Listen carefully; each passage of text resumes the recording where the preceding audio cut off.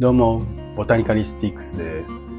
今日は考察動画やっていきます。で、今日何をやるのかっていうと、ここに映っているこれですね。これについてです。これっていうのはね、僕もね、なんて呼んだらいいかなってちょっとね、困ってる部分でもあるんですよ。で、そんなにすごいね、これは正さなきゃ、もうダメだ、もうこの日本は終わりだ、みたいな。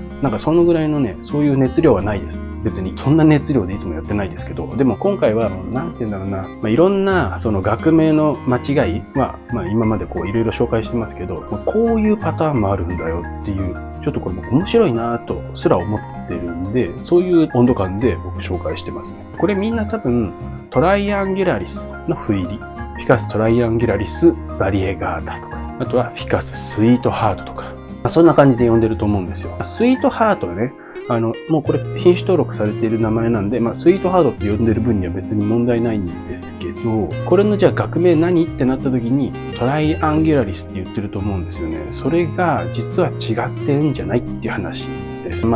結局ね、答えをね、伝えたところで、僕はね、トライアンギュラリスって呼び続けちゃいそうな気がするんだよね。っていうぐらい馴染まないっていうか、こういうパターンもあるんだなーっていう。この品種はね、フィカス紹介じゃないから、簡単に説明すると、葉っぱがハートの形になってるというんで、親しまれてるんですけど、それの不入りとなれば、なかなかの人気の、品種なんですよね。で、これね、結局ね、この学名周り、はね、結構登場人物が固定化してきてるっていうのは気づいてると思うんだけど、昔のね、偉人たちがね、いろんなやっぱりもうすでに議論してたりとかするんですよね。で、ちょっとそういうのを紹介しようと思って、今回も紙にまとめました。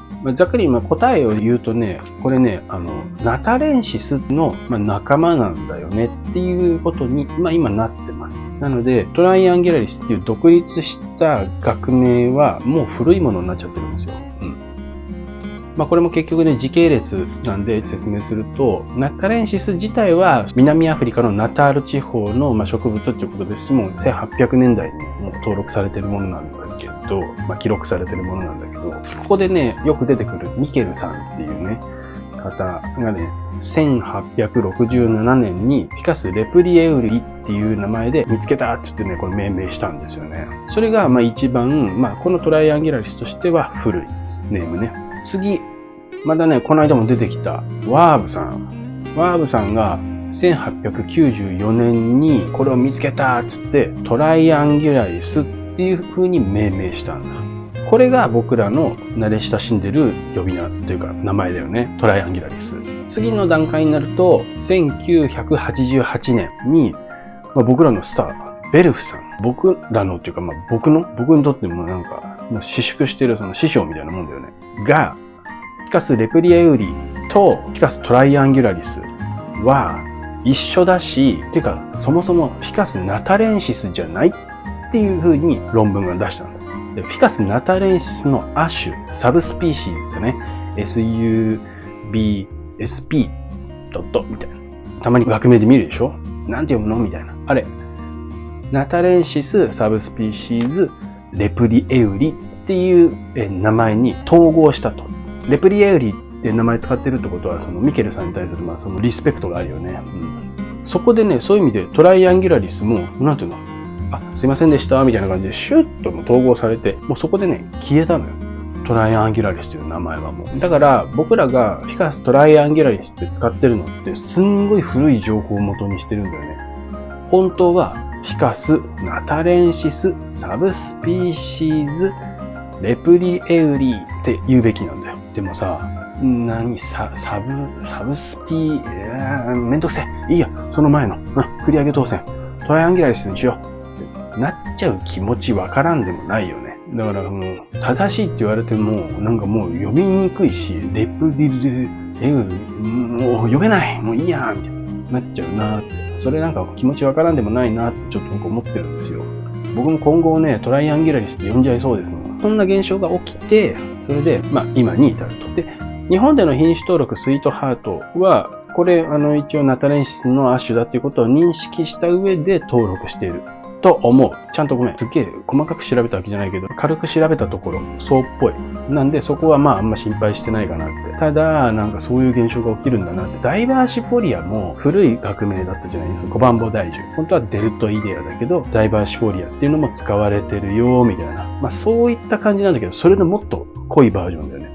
トライアンギュラリスの方がもうよっぽど覚えられてるし、これがナタレンシスだって思ってる人って意外と少ない。で、僕ね、むしろね、ナタレンシスって紹介してる人たち結構見てて、間違えてるなって当時は思ってたぐらいなんで、そっちの方が正しかったなんてね、まさか。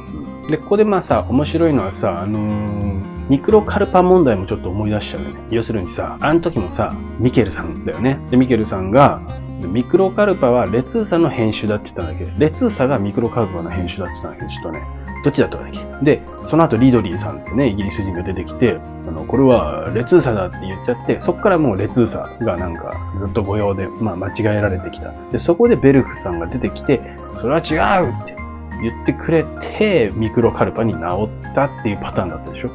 あれどっちかっていうとさ、編集っていうかさ、同じだよって言ってたのが違うよっつって、ベルフさんが正しい、こっちだよって言ってくれたんだけど、今度はさ、違うのをこうやって上げてる人がいて、いや、一緒だよっつってベルフさんが言ってくれたんだよね。まあ、あれもミケルさんから始まって、ベルフさんが締めくくったみたいな感じで、ちょっとね、パターン似てるんだけど、似てるけど逆っていうかさ、正しくは一緒です。正しくは別です。なんかさ、そういういろんなパターンあるなと思って、面白いっしょ。面白くない？そうなの？なんかあんまりあれだね。ちょっと気が合わないね。違う。面白いって思えるようになってくから。これから、ポチッとね。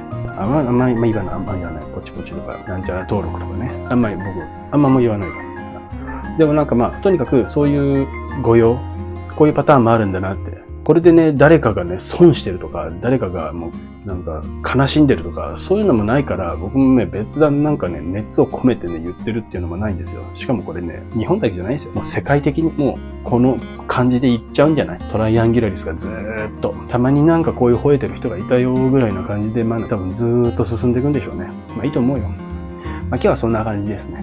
今日は考察動画ですね。トライアンギュラリスについて、フィカス・レプリエウリとフィカス・トライアンギュラリスは、フィカス・ナタレンシス・サブスピーシーズ・レプリエウリに統合されましたという話でした。はい。まあこれはね、覚えとくといいよね。これについてのね、話。スイートハートが私好きよ、すごいいいよねって。でもね、これね、学名はね、ナタレンシス・サブスピーシーズなんとかだよとか言ってあげるとね、まあ素敵って思われるか嫌われるか、まあどっちかです。はい。じゃあ、まあ今日はそんな感じでね、まあ簡単にじゃないね、もう結構15分ぐらい喋ってるから。じゃあ今日はそんなところで。じゃあまた。